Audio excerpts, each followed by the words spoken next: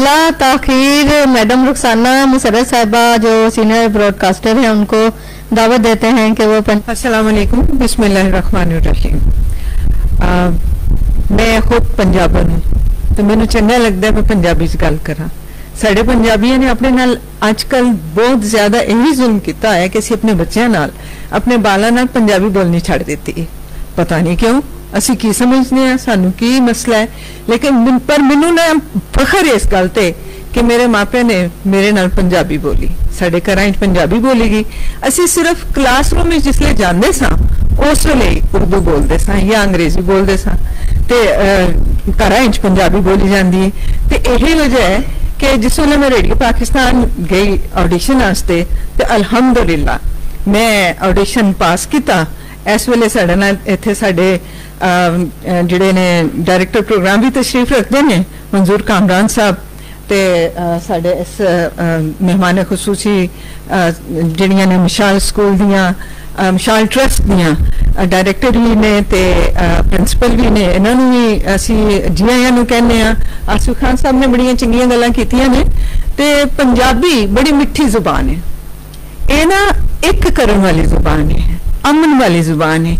इस जुबान विच प्यार ही प्यार है, मुहब्बत ही मुहब्बत है, जिहड़ा कदी भी किसी भी मतलब नफरत ते है ही नहीं। पंजाबी ये फारसी के दो लफ्ज़ों नाल मिलके बनया है। पंज पंजाबी फारसी च पंज जिहदा मतलब है 5 5 या पंज, पंजाबी च भी पंज कहने। देखो पंजाबी ते फारसी किड्डी एक है ना, अमन तो इत्थे ही आ गया। फिर उस तो बाद आप ये भी फारसी का लफ्ज है, पानी ते यानी पंज पानी, पंजा पानियां दी धरती। ते ऐ साडी पंजा पानियां दी धरती है पंजाब। मिले ने मैनू 5 मिनट, इन्हां 5 मिनटां च मैं सारा कुछ कहना है। किस तरह कहांगी, खबरां दा बुलेटिन भी साडा पंजाबी दा 7 मिनट च हुंदा, उहदे विच भी किन्नियां सानू एडिट करनियां पैंदियां ने, रह जांदियां ने। खैर पंजाबी जुबान कोई भी होवे ये एके वाली जुबान है, ये एक करन एक इतिहाद वाली जुबान है, एक मुख हो के रहन वाली जुबान है। ते असी तुसी कोई भी जुबान होवे, अच्छा तुसी पंजाबी एक इहो जी जुबान है, इन्हू कोई समझे ना समझे इस जुबान विच गाने सारे सुनना चाहते हैं। मेरा ताल्लुक जो कि रेडियो पाकिस्तान नाल है ते मैं पंजाबी च प्रोग्राम किते, उर्दू च मैं प्रोग्राम करनी आ, खबरां मैं पंजाबी च पढ़नी आ। ते जिस वक्त साडे कोल फरमाइश होंदी है, पिछोड़ों भी फरमाइश आ रही होंदी है, फलाना नूर जान की आवाज में फलाना गाना सुनाओ। अच्छा जी, पश्तो वाले भी पंजाबी समझते हैं। फिर कराची सिंध तो आ रही होंदियां ने, हैदराबाद सखर तो फरमाइशां आ रही होंदियां ने, अंदरूने सिंध तो मिट्टी तो उतों ऐसा में समझते ना सानू जिन्होंने अजकल असी खत लिखना तो भुल ही गए हाँ, खत पत्तर ते गए होण ते बरकी खाती यानी SMS रह गए ने। खैर उतों भी आ रहे होंगे पैगाम जी पंजाबी गाने, तो बड़ा उस वेले सुन के ना सानू खुशी होंदी है। उदी वजह शायद ये भी है कि साडा मुल्क दा सब तो वड्डा आबादी के लिहाज नाल सूबा पंजाब है ते वड्डे भरावां दा हक भी अदा करदा है कि सारियां नू एक नाल यानी एक करके रखता है, सारियां नू अमन दे नाल करके रखता है। जे असी म्यूजिक की गल करिए तो देखो जिस तरह मैं तुहानू कहा कि पाकिस्तान के किसी भी कोने च या बाहरों भी कॉलां आंदियां ने, बाहरों भी मैसेज आउंदे ने, क्योंकि वैब स्ट्रीमिंग ते भी साडे प्रोग्राम जिहड़े ने वो दुनिया के किसी भी कोने ते रहंदे होए सुने जा सकदे ने। तो उत्थों भी ज्यादातर फरमाइश जिहड़ी है वो सानू पंजाबी गाणियां दी हुंदी है, या मलका तरन्नुम नूरजान की आवाज ही सुनना चाहते हैं, या कौसर परवीन की आवाज ही सुनना चाहते हैं, या जुबैदा खानू असा जान के मीट ली अख वे झूठी मूठी का पा लिया शक वे तो साडे वल तक सजना।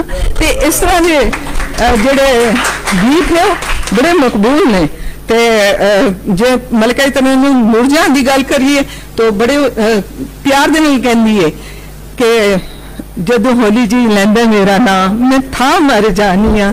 तो ये चीजें ਇਹ ਗੱਲਾਂ ਜਿਹੜੀਆਂ ਨੇ ਇਹ ਫਿਰ ਪੰਜਾਬੀ ਇਹਦਾ ਮਤਲਬ ਹੈ ਕਿ ਪੰਜਾਬੀ ਜਿਹੜੀ ਹੈ ਉਹ ਸਾਰਿਆਂ ਨੂੰ ਐਂ ਮੁੱਠੀ 'ਚ ਲੈ ਕੇ ਰੱਖਦੀ ਹੈ, ਭਾਵੇਂ ਉਹ ਸਿੰਧੀ ਬੋਲਦਾ ਹੈ, ਭਾਵੇਂ ਉਹ ਬਰਾਵੀ ਬੋਲਦਾ ਹੈ, ਭਾਵੇਂ ਉਹ ਪਸ਼ਤੋ ਬੋਲਦਾ ਹੈ, ਭਾਵੇਂ ਉਹਨੂੰ ਸਮਝ ਆਉਂਦੀ ਜਾਂ ਨਹੀਂ ਆਉਂਦੀ, ਉਹ ਪੰਜਾਬੀ ਸੁਣਨਾ ਵੀ ਚਾਹੁੰਦਾ ਹੈ, ਪੰਜਾਬੀ बोलना भी चाहता है। नुसरत फतेह अली खान कितना वड्डा नाम है, अंग्रेजों को पंजाबी समझ कोई नहीं आती, पर वो सुनना चाहते सन नुसरत फतेह अली नूं। ते उन्हां दे जिहड़े खास तौर पर पंजाबी और जितना भी साडा फोक म्यूजिक या साडा लोक मौसीकी है उन्होंने ज्यादातर पंजाबी च है। ते लोक मौसीकी जिसलिए गाते सन अंग्रेज़ों ਨੂੰ समझ कोई नहीं सी हुंदी, भावें अंग्रेज़ ने, भावें कनेडा तो ने, भावें जिहड़ी जुबान विच ने, उन्होंने समझ नहीं सी हुंदी, पर वो झूमदे सन उस दे उत्ते, वो बड़ा उसमें लुत्फअंदोज़ हो रहे होंदे सन, बड़ा इंजॉय कर रहे होंदे सन। एक अद अंग्रेजी का लफ्ज़ इस्तेमाल कर ली, फिर की है पंजाबी जुबान या उर्दू जुबान, ये बड़ी ना बड़ी दिल वाली जुबाना ने। उर्दू जुबान वेखो लश्करी जुबान, सारिया जुबाना समो जांदियां, अमन तो इत्थे ही आ जाता है उदों ही जो असीं कहने इकट्ठे होइए। तो जिस वक्त असीं पंजाब की गल करने ते कल्चर की गल करने ते पंजाब का कल्चर साडा भी शलवार कमीज ते दुपट्टा या यही साडा लिबास है। ते इस तरह जे असीं डांस की मूसीकी नाल जुड़ी गल वेखीए तो भंगड़ा बड़ा मशहूर, जिथे भंगड़ा पै जाता है उत्थे फिर पिछा कुछ रह नहीं जाता, उत्थे फिर सारे शामिल हो जाते हैं भंगड़े, तो फिर भंगड़ा भी सारिਆਂ ਨੂੰ एक ही करता है। खैर सम्मी मेरी वार मैं वारी ने सम्मी है।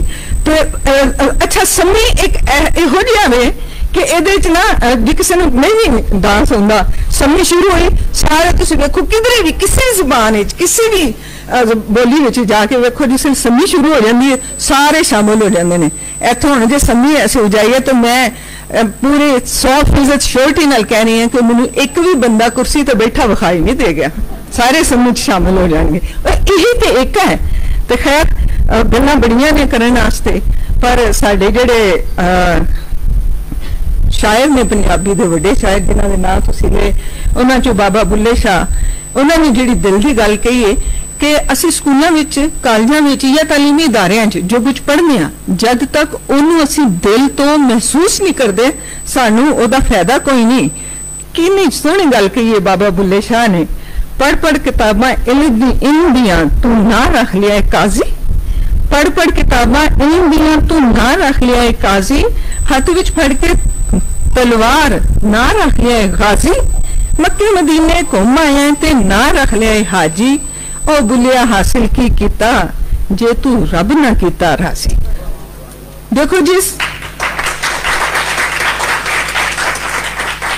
ते जे एके दी गल देखो तो वह भी सानू बाबा बुल्ले शाह दे कोल लभदी है, मस्जिद ढा दे मंदिर ढा दे जो कुछ टहंदा, एक बंदे दा दिल ना ढावी रब दिलां विच रहिंदा। हुण मतलब यही एका इत्थे सानू अमन मिलता है। अमन का मतलब यही है ना एका, कि सारे एक मुख होके रहिए, एक दूजे दे दुख नूं असीं समझिए, एक दूजे दे दर्द नूं असीं समझिए। गल्लां बड़ियां ने करन जोगियां, तां वक्त तुहाडे कोल भी थोड़ा है, साडे होर भी उन्होंने भी आके अपने अपने दिल की गल करनी है। तो बहुत शुक्रिया तुसीं मैनूं इन्ना बर्दाश्त किया, मैनूं सुनिया, बहुत शुक्रिया, जज़ाकल्लाह।